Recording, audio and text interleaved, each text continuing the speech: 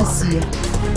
Son Excellence Madame Maud Lomo chez Rive-la-Côte-Vaud.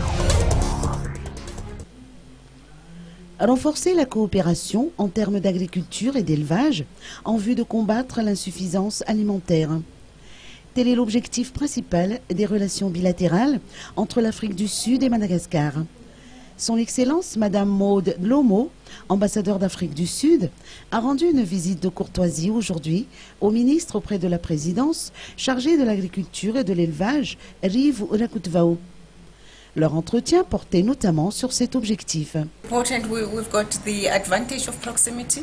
We are just 3 hours away from Madagascar. We've got the sea, so they will intensify the cooperation in agriculture because it's about food security, and it's food security not just for Malagasy people, South African people, but for the whole of Africa and the world. So this is a very, very important sector, particularly at this time of the year and any other time.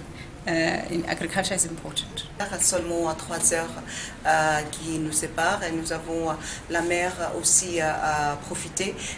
C'est très important cette coopération puisque vous le savez peut-être que la sécurité alimentaire est très importante et pas seulement que pour Madagascar, pour l'Afrique du Sud, mais aussi pour l'Afrique et le monde tout en entier. C'est très important de s'assurer qu'il y a une sécurité alimentaire. Dans cette perspective, plusieurs actions seront menées conjointement par les deux pays. L'ambassadeur d'Afrique du Sud avait rappelé l'importance de la proximité géographique des deux pays dans cette coopération qui devra aboutir à l'insuffisance alimentaire dans tout le continent africain. Le ministre Rive-la-Côte-Vaud, pour sa part, a mis l'accent sur la transformation industrielle des produits agroalimentaires.